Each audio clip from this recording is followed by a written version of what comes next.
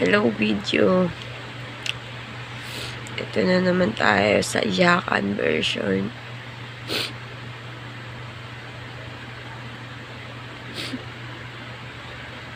Iyak ako guys. Hindi dahil sa mga anak ko. Dahil sa relationship. Hindi ko ma-explain yung ugali ng asawa ko. Hindi ko ma-explain yung ugali ni Jeff na kinakasama ko. Actually, hindi kami kasal kaya hindi ko siya asawa. Kinakasama. So, ako lagi ang pinagbibintangan. Ako lagi yung may mali. Ako lagi lahat. Pero okay lang. Sige. Kahit ako din yung nasasaktan, ako pa rin. Pero guys, alam naman ng bawat magulang na, bawat babae na,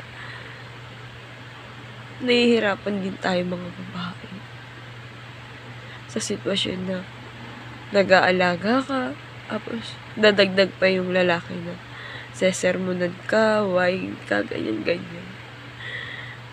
Si Jeff kasi, pagkaaway mo, pag nagkaaway kayo, galit siya. Kaaway ka na tawag dun, hindi na galit eh.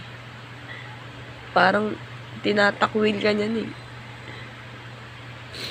Tulad nun, pag uwi namin, sinabi ko uwi ako sa amin. Ginaganyan niya. Maluwag yung daanan. Walang aawat sa'yo. Ano ibig sabihin nun? 2 anak ko. Hindi niya sinabing, diyan ka lang. Magpahinga ka dyan. Ganun. Ang tunay na lalaki. Hindi. Maluwag yung daanan. Diba pinapalayas din ng tawag nun? Parang gusto niyang wala kami doon. Kasi barkada kasi iniisip niya, hindi pamilya. Kung nasabihan ko siya na, sige, alis talaga kami dito. Hindi naman kami taga rito eh. Nakikitulog lang kami dito. Kukunin namin lahat ng gamit doon. Kahit yung binili ko. May benta ko, pwede naman ibenta yun. Kahit 500 eh. Pwede naman ibenta yun. Kutsyon. Na 1.5 bili namin. Benta ko yun. Siya naman yung ganyan. Mga damit niya. Damit ng bata. Kanya na yun. Lalaki naman to anak eh. Hindi pamigay niya yun. Iba naman. Damit lang naman yun. Hindi naman yung pera.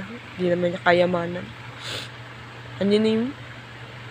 Hindi na namin kunin yun. Pero yung gamit doon, rice cooker ko, electric pan ko, kunin ko yun. Mga damit sa kanya na yun. Gali niya eh. Hindi niya nire-respeto yung bilang asawa eh. Gusto niya, asawa niya, sasabihan niya, tanga, sinungaling. Mumura-murahin niya ako. Hindi guys, hindi ko na kaya. Mabait lang siya minsan. May oras siya. Pag alam mo yung ugali ng asawa mo, saan ka po pwesto. Mabait siya. Okay, mabait siya. Dito tayo sa mabait. Tapos pag pakiramdam mo, ayan na naman, nagiinit na naman yung ulo niya. Ayan, magsasabong na naman kami. Ganun. Nasasabihan na naman kami ng mga pananalitaan niyan. Ganun siya. Tapos manghihingi na naman ng sorry. Eto na naman. Bati na naman. Magkasama na naman kami. Nakakahiya lang.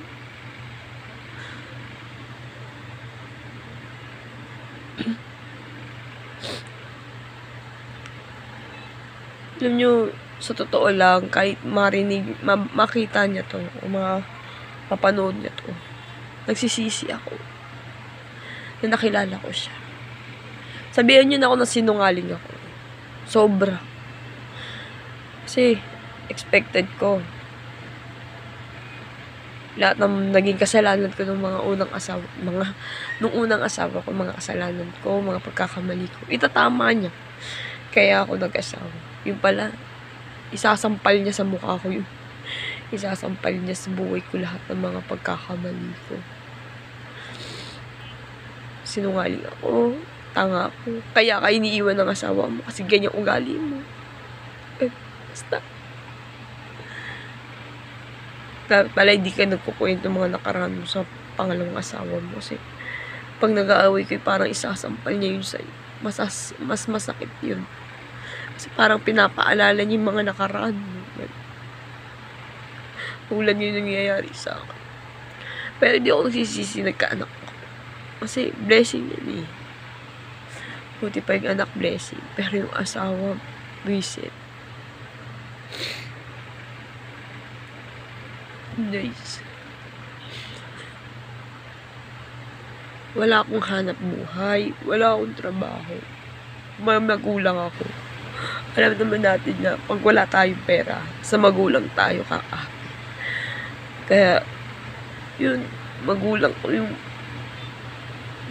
alam yung hihingian ko kasi tapos pa ako ngayon. Pero kapag syempre malalaki na yung anak ko, kompleto na katawan ko, nakapagtapos naman ako ng college, syempre magtatrabaho ako para sa mga anak ko. Kasi ayoko na kay Jeff eh. Alam niyo yung feeling na mahal mo siya pero gusto mo ilayo yung sarili mo sa kanya. Kasi masakit siya magsalita. Yun lang guys. Gusto niyo kwento ko sa inyo. Alam niyo kung bakit hindi ako nagbibideo na kasama ko siya. Kasi hindi ko siya priority. Hindi ko siya deserve sa video ko. Kasi sa video okay kami. Tapos sa personal, wala. Hindi kami okay. Pangit naman ng ganun. Kaya okay ako sa buhay ko. Okay ako sa mga anak ko. Nakikita nyo naman kung paano ko sila alagaan. Paano ko sila harutin. Paano kami maging masaya ng mga anak ko. Kahit wala siya, diba? Ang akin lang. Paano ko bubuhayin. Diba? Sa magulang ako aasa. Siyempre may pera naman ako sa magulang ko. Sabi ko kasi,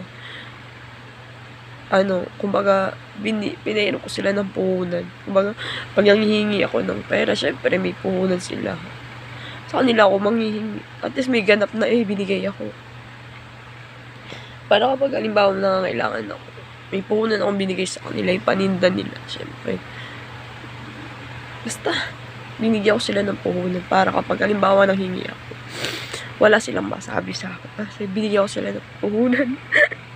Tumulo yung sipon ko. Sobrang iyak ko yan, guys. Siyempre, guys, maraming salamat sa lahat ng balakinin. Ising ni anak ko.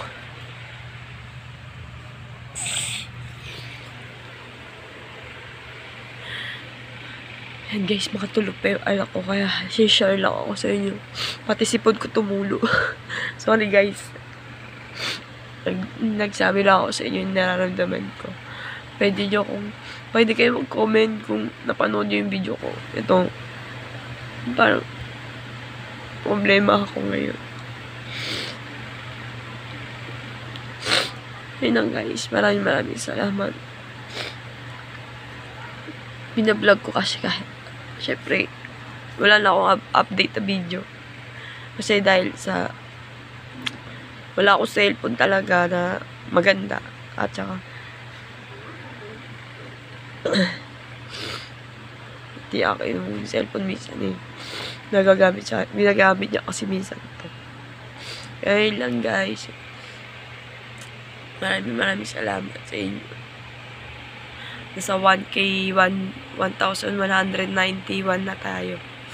Maraming salamat sa mga sumusuporta. Share ko lang yung problema ko, kaya bakit agad. Siyempre naman umiiyak ako. Binidyoan ko yung sarili ko para maramdaman nyo at magkaroon din kayo ng kaisipan. Yun lang guys. Maraming salamat. Bye-bye.